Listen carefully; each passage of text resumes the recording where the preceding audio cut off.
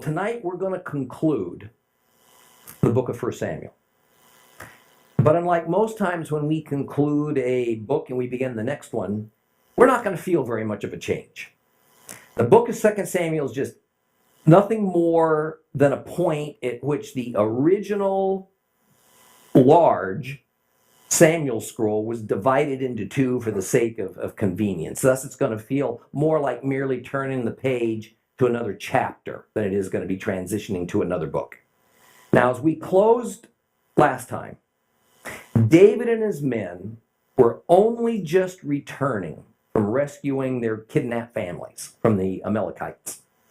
Now, Amalek had come to Ziklag, the village that King Achish of Philistine Gath had graciously assigned to David. And Amalek attacked the weakest and the most vulnerable when David and his men had left for battle. So let's review that very briefly. The Philistines decided to again try to establish territorial dominance over Israel, especially the northern part of Israel.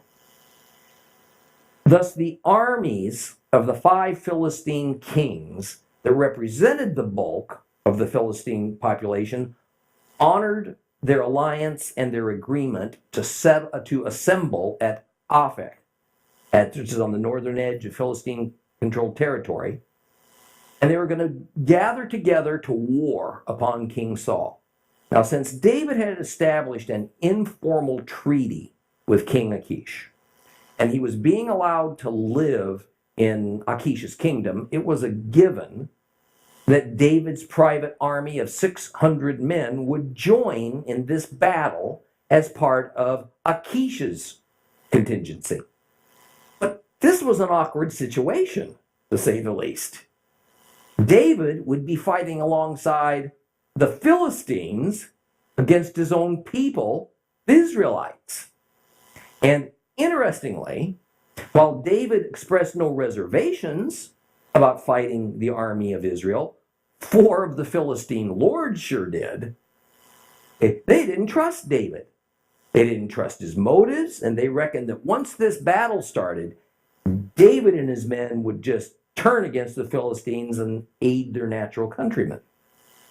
Now, whether this treason would be the result of pangs of guilt as the war proceeded, or it was a planned deception all along, they didn't know. But it really didn't matter because the outcome would have been the same. Now, David and his men were dismissed then from this war assembly of the Philistines, and they were sent home to Ziklag. But not before David defended himself, and he reaffirmed his loyalty to King Achish, and he pled to be able to participate in this coming battle. And his pleas were rejected as a political impossibility. Well, after a 3-day journey, David and his men arrive home to find their village abandoned and leveled. Amalek had come. They had taken the women and the children, everything of value, and destroyed the remainder. Now, it is an interesting fact of history that Amalek, in their first dealing with Israel, attacked the rear of the Exodus column that was marching out of Egypt. And this is where the elderly and the sick and the lame, the pregnant women, the young children took their place. And here in this chapter, we find that Amalek waited until the men of the village were gone. And then they came and attacked the women, the children, the sick, the lame, and the elderly. So it is a characteristic of Amalek, and by extension, the spirit of Amalek, to go after the most vulnerable of God's people when they least expect it. Turn your Bibles to Ezekiel chapter 38. Ezekiel chapter 38. If you have a complete Jewish Bible, it's page 692.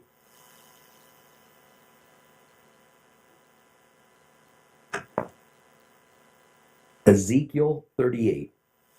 We're going to read the first 11 verses.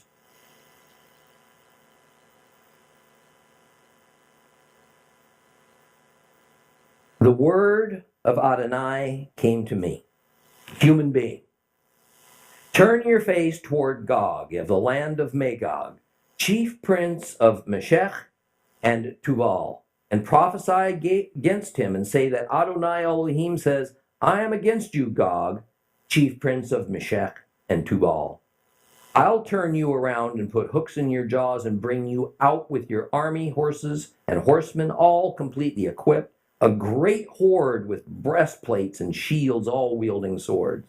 Parash, Ethiopia, and Put are with them, all with breastplates and helmets. Gomer, with all of its troops, the house of Togarmah in the far reaches of the north, with all of its troops. Many peoples are with you. Prepare yourself, get ready, you and all your crowd gathered around you, take charge of them. After many days have passed, you will be mustered for service. In later years, you will invade the land which has been brought back from the sword, gathered out of the many peoples, the mountains of Israel. They've been lying in ruins for a long time, but now Israel has been extracted from the peoples, and all of them are living there securely. You'll come up like a storm. You'll be like a cloud covering the land, you and all your troops and many other peoples with you. Adonai Elohim says, when that day comes, thoughts will well up in your mind. You'll devise a sinister scheme. You'll say, I'm going to invade this land of unwalled villages. I'll take by surprise these people who are at peace, living securely, all in places without walls or bars or gates. The spirit of Amalek is alive and well. And its nature is to attack Israel when they think all is well, or when they've been weakened and now they're vulnerable. In the last days, the Lord says he will use this characteristic of Amalek to lure the nations who harbor the spirit of Amalek into their destruction. Well, after David's men caught up to the Amalekite marauders and defeated them, thus freeing their families, recouping their stolen possessions, they backtracked on the road home to Ziklag, and they stopped along the way to pick up the 200 warriors that they had left behind at the Wadi Bashor. And of the 600 total warriors at David's disposal, these 200 said they'd become too exhausted to continue in their pursuit of Amalek. So they were left at the Wadi to rest and recuperate. It was the remaining 400 who found the Amalekites and fought them. I want to pick up our story here. So open up your Bibles to 1 Samuel chapter 30. We're going to start at verse 21. So if you have a complete Jewish Bible, that'll be on page 332. 1 Samuel chapter 30, we're going to begin at verse 21.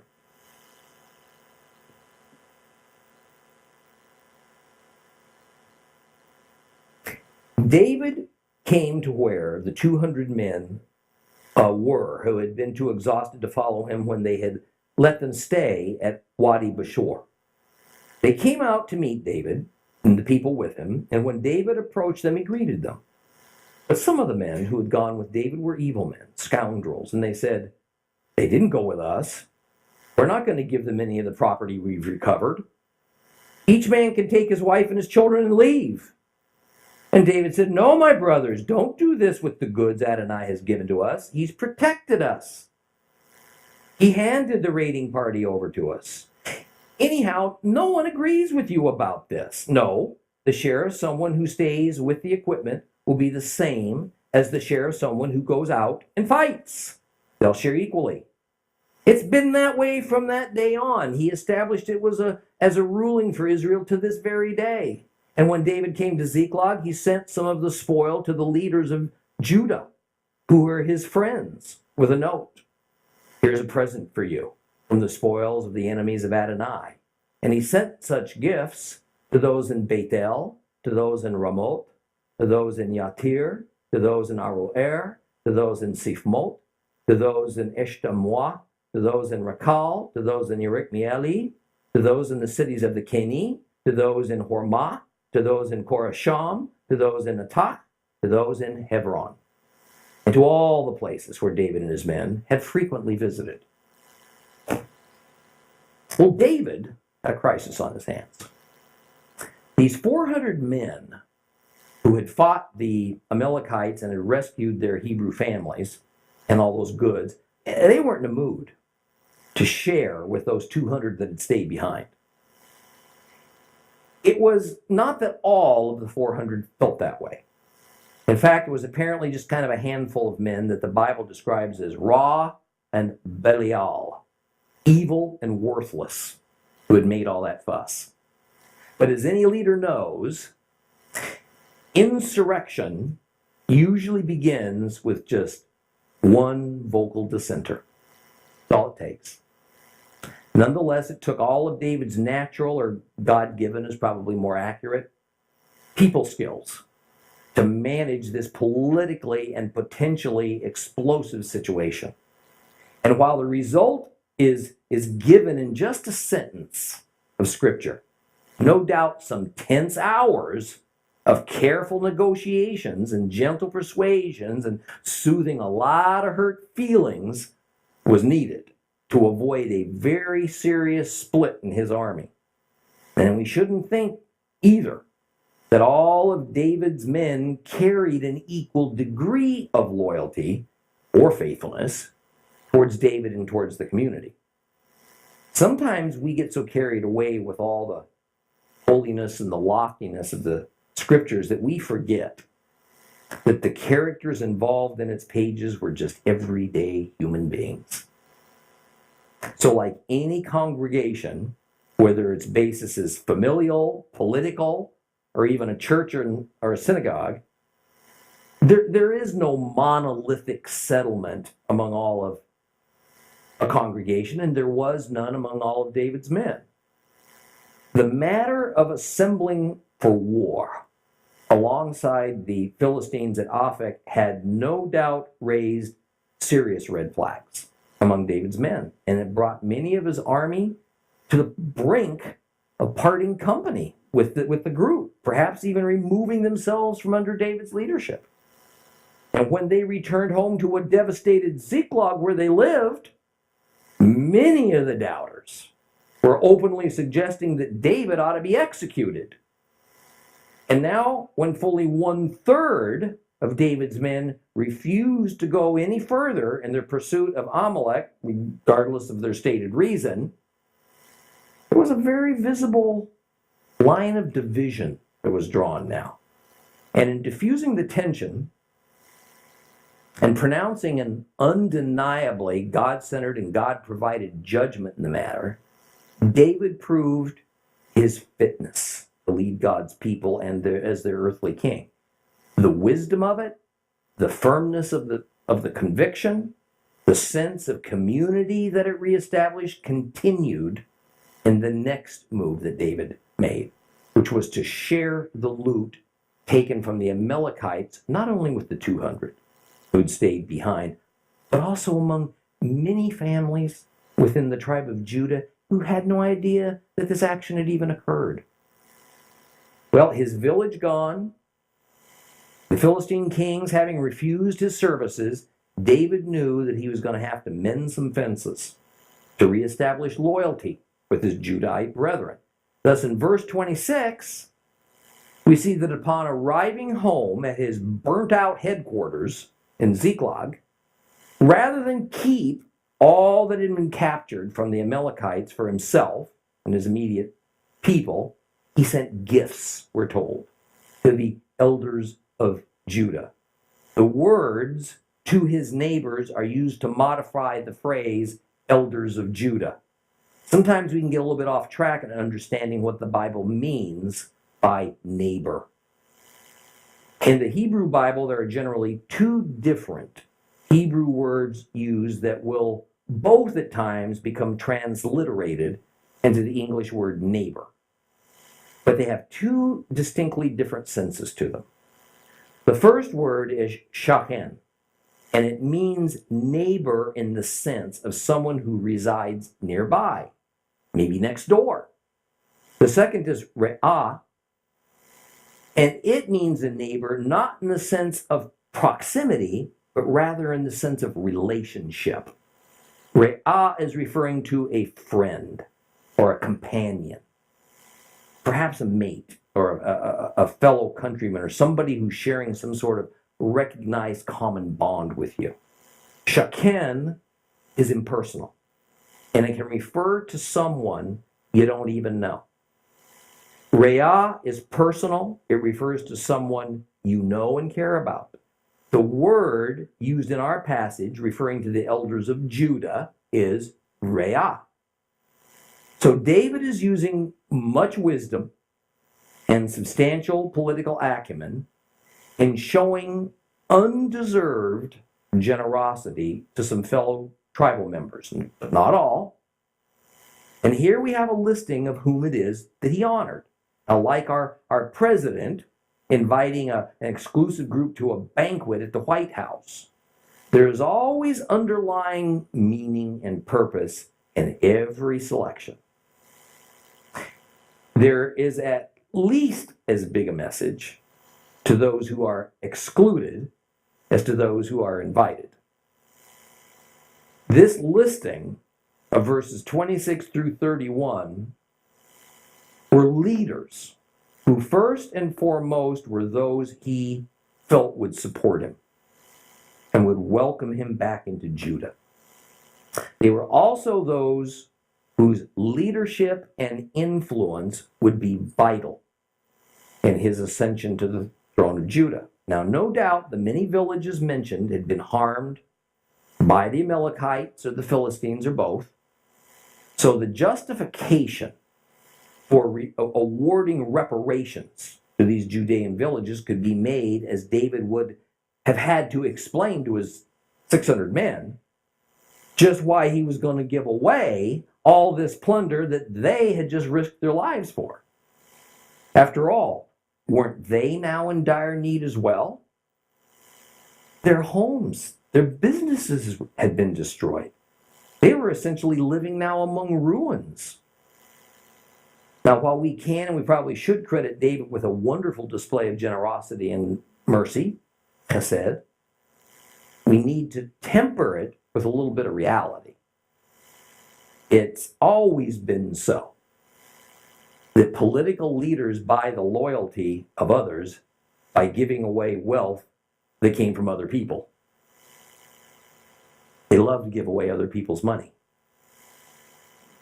Now, the final words of this chapter tell us that some of the loot was also distributed to the less important places in Judah, but they had been of aid to David at some point or another, and so he wanted to recognize him for this. Now, how godly this process of giving the spoils earned by his men to these villages and elders and other places actually was, I really can't say. But it certainly would prove to be politically effective from an earthly perspective.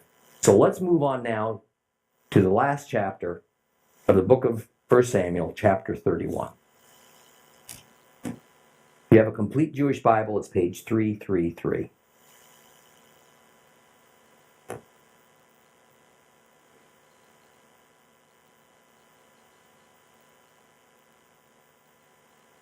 First Samuel, chapter 31. Now the Philistines pressed their attack on Israel.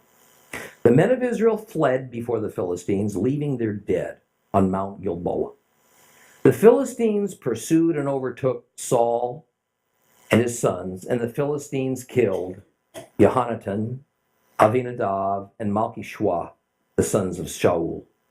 The fighting went hard against Saul, and then the archers overtook and wounded him so that he was in agony. And Saul said to his armor-bearer, "Draw your sword, run me through with it. Otherwise these uncircumcised men will come and run me through and make sport of me." But his armor-bearer refused. He was too frightened. So Saul took his sword and he fell on it. And when his armor bearer saw that Saul was dead, he too fell on his own sword and died with him. Thus Saul, his 3 sons, his armor bearer, and all of his men died that same day together. And when the men of Israel, who were on the other side of the valley, and those who were on the far side of the Jordan, saw that the men of Israel had fled, and that Saul and his sons were dead, they abandoned the cities and they fled. And then the Philistines came and lived in them. The following day, when the Philistines came to strip the dead, they found Saul and his 3 sons lying dead on Mount Gilboa. They cut off his head. They stripped off his armor. And they sent these all over the territory of the Philistines to carry the news to the temples of their idols and to the people. Then they put his armor in the temple for the Ashtaroth, and they fastened his body to the wall of Beit Shan. And when the people living in Jabesh Gilead heard what the Philistines had done to Saul, all their warriors set out traveling all night, and they took the body of Saul and the body of his sons off the wall of Beit Shan, returned to Jabesh, and burned them there. Then they took their bones and buried them under the tamarisk tree in Jabesh, and they fasted for 7 days.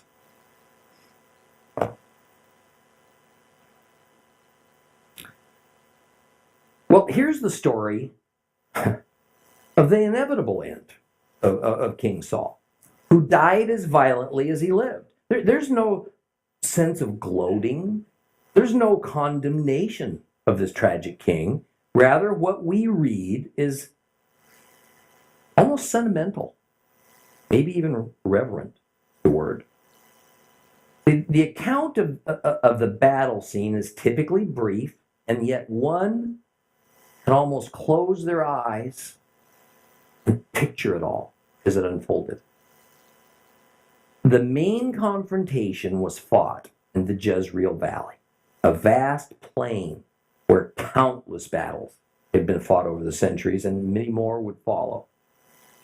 This is the same place that our Messiah is going to lead us into holy war as our warrior king against the world's allied forces of evil. This is the place of Armageddon.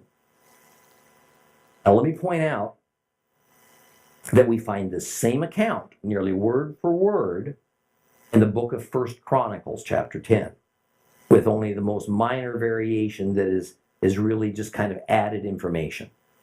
Well, these battles like this lasted for hours, sometimes days. Almost always they began at dawn. Now, darkness was a disadvantage to both sides. You can't fight an enemy if you can't see them. All day long, the opposing forces of Saul and the Philistines waged a desperate struggle for survival. But in time, the Philistines gained the upper hand. The Hebrews had to retreat, and they did so by fleeing the plain, scampering up this slope to the area of their battle camp, the hills of Gilboa. And as the sun was getting low in the sky, the now energized Philistine warriors cornered the remaining Israelites, and man, the slaughter was on. Only darkness stilled the clanking of sword against shield, but not the cries of anguish as the wounded on both sides lay dying. Who was mortally wounded? Who had survived? What was the final toll? Who won? Only at the rising of the morning sun was that answer going to become apparent. And as the darkness gave way to light, the slain covered both sides of Mount Gilboa. And as the narrative informs us, King Saul and his 3 sons, Jonathan, Abinadab, and Malchishua, well, they were unable to escape, and they became, of course, the most valuable targets for the Philistines. The Bible spends no time to give us a blow-by-blow account of or any kind of gory details about their deaths. Rather, we're just told that the archers had zeroed in now on King Saul. At least one arrow had found its mark, and Saul was mortally wounded. He was in great pain. And some ancient biblical manuscripts include that he was shot in the belly, in the area of the intestines. Now, knowing that his life was over, his main concern now was to alleviate his own pain and also to not fall into the hands of the enemy, so he would likely be tortured. Our complete Jewish Bible says in verse 4 that Saul tells his personal armor bearer to end it now for him so that this uncircumcised enemy doesn't run him through. Actually, the original Hebrew says that Saul wanted the armor bearer to kill him so that the enemy doesn't hit aluvi, have their way with me. The idea is that Saul's worried the Philistine soldiers might get to him before their kings do. If that happened, the soldiers might humiliate King Saul and disfigure him. That's something that's not supposed to happen to King. And Saul's armor bearer rightly refused. The passage says he was just too frightened. What was the armor bearer too frightened of? Was he concerned that he might get punished or executed for killing his king, even at his own request? Not at all. The armor bearer was in a bad position. No armor bearer would allow himself to live if the king was honored with serving, that he was honored with serving and protecting, had died. If the king dies in battle without fail, so does his armor bearer. That's the deal. No, this armor bearer feared God. Just as David maintained he had no right to harm God's anointed king, Saul, so did most Israelites feel that same way, and the king's armor bearer chief among them all. The armor bearer feared God's judgment upon him in a way that would affect him after his death. So he wasn't about to kill the king, even if it was an act of mercy. The evidence of this is in verse 5, when after the armor bearer refused to kill the king, Saul committed suicide. What did the armor bearer do? Same thing. Killed himself.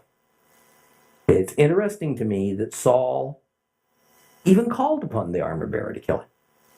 I mean, it's obvious from the narrative that Saul was not helpless.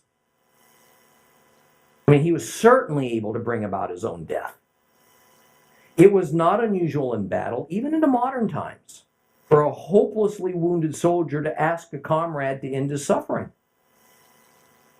But almost to a fault, it only occurred when that wounded soldier had no ability or means to end his own life. Stop the pain. Verse 6 explains that there on Mount Gilboa, the reign of Israel's first king came to a gruesome end. There Saul, 3 of his sons, his armor bearer, and so says the complete Jewish Bible, all of his men died that day. This would give us the impression that all or almost all of Saul's soldiers had died that day, but 1 Chronicles adds some information to clarify that.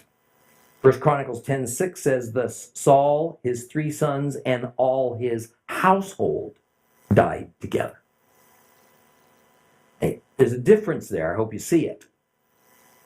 In 1 Samuel 31, it says all his men. In 1 Chronicles 10, it says all of his household. So now we understand that the phrase all his men is meant as a saying, a figure of speech, with the idea being that his men are those men closest to him by blood and by status. The English word household is bait in Hebrew, and it literally means house in the sense of those living together or joined together.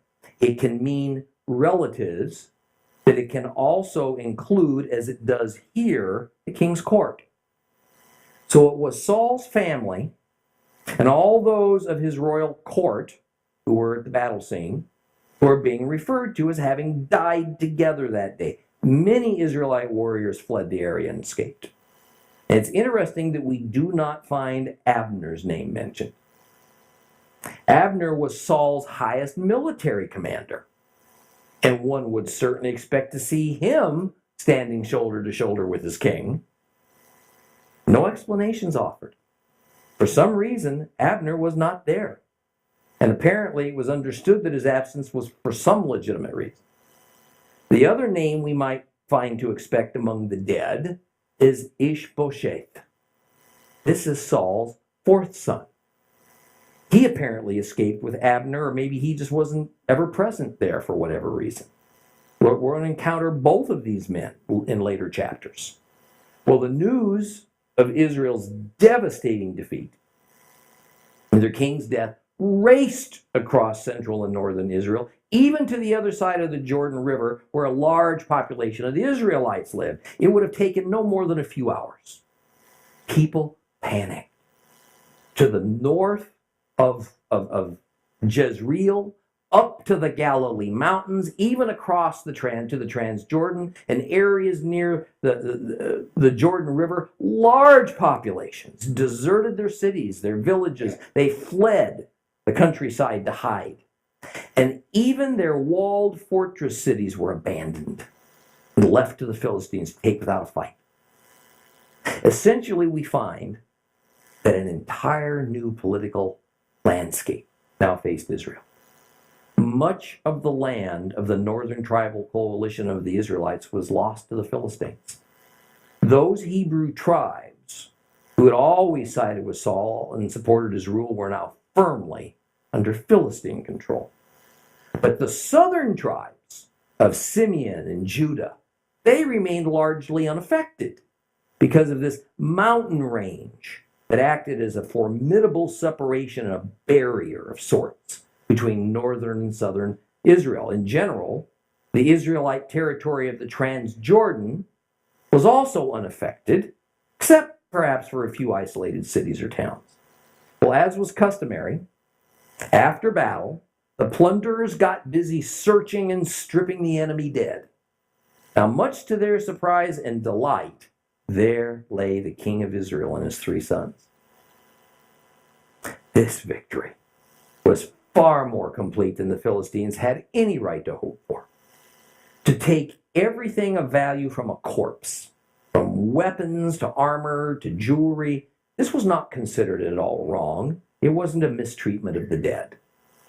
It was the customary reward of the spoils of war for the victor.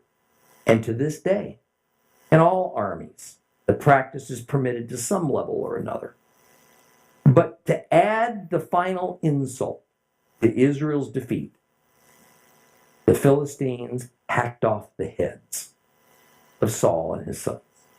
This was typically not done to a king.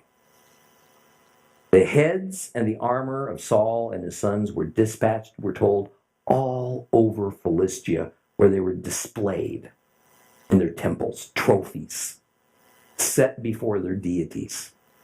After all war was essentially a battle between the various national gods. So in the eyes of the Philistines, their Philistine gods had defeated the one Israelite god, Jehovah. And ironically, the Philistines had no way of knowing the truth, that the God of Israel had long ago abandoned King Saul. And now he was with David, the Nagid, the king in waiting. Saul had been on his own in this battle. Basically, the Lord merely used the Philistines to remove the anti-king and pave the way for God's anointed king. Yet David, the one that God was now present with, was living freely in Philistine territory, even being protected and subsidized by the Philistine king, Achish. What an irony. Now, verse 10 tells us that while Saul's skull and his armor were presented to the goddess of fertility, Astarte, this is where we get the name Easter from, his body was taken to the city of Beit Shan, and he was affixed to the city wall. Beit Shan is a well-known, long-established fortress of the Canaanites. It had been built centuries earlier. It had been fought over countless times because it was in a very strategic location. Even the Egyptians occupied it for about a 200-year period beginning at a time not long before the Exodus. It was located at a junction of a very important east-west trade highway that connected the Jezreel Valley with Gilead and the main road that connected the north to the south of Canaan. Caravans and armies used these routes since time immemorial, and the importance of these highways never ceased being of the greatest value to merchants and conquerors and kings. Well, apparently, the Philistines controlled the Beit Shan fortress at this time, and they wanted to send a powerful message to all who passed by that Israel's time was over and that the era of Philistine hegemony in the region had begun. So they hung the headless bodies of Saul and his sons onto those city walls, and they allowed nature's scavengers to start to work on them. This could only have indicated the immense hatred, the disrespect that the Philistines had for Saul and his northern tribal coalition. But the men of the Transjordanian city of Jabesh Gilead heard about this atrocity. And they couldn't bear the thought. So they determined they would not let such an insult stand. Were these warriors of Jabesh Gilead so brave and pious that they would risk their own lives, that no son of Israel would sway in the evening breeze for the amusement of their enemy? In a way, yes. But there was more to it than that. Recall that there had been a strong connection between the tribe of Benjamin and the city-state of Jabesh Gilead for many years prior to Saul's death. It all began with the matter when Israel went to war with the tribe of Benjamin over the incident of the residents of that Benjamite city of Gibeah, which by the way was Saul's hometown, raping a traveler's concubine to death. And that act was so horrific that all the Israelite tribes got together and demanded that those responsible in Gibeah be brought to justice. But the tribe of Benjamin said they weren't going to allow it.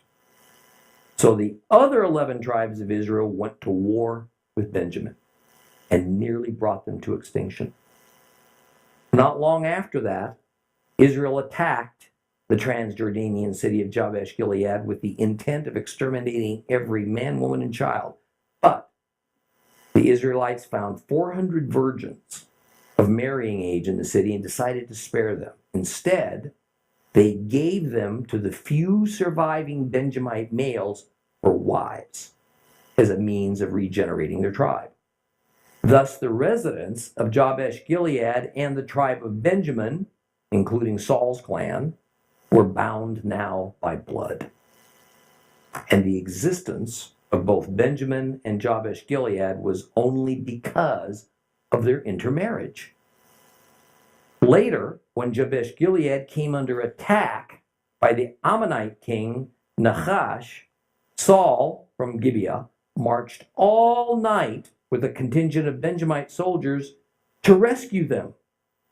So, from this we can understand now the extremely close ties, the deep affection that the residents of Jabesh Gilead had for Saul and for his family. The brave men of Jabesh Gilead marched through the night to right this horrible wrong. Saul's reign had not wrung all truth and gratitude and courage out of Israel. They crossed over the Jordan at night.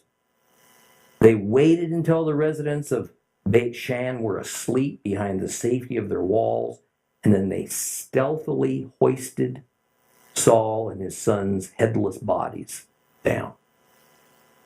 They carried the corpses all the way back to Jabesh Gilead for what must have been to them a proper and honorable burial. But we cannot overlook a bit of a mystery. As the narrative explains, that the men of Jabesh burned the bodies and then took the remaining bones and buried them.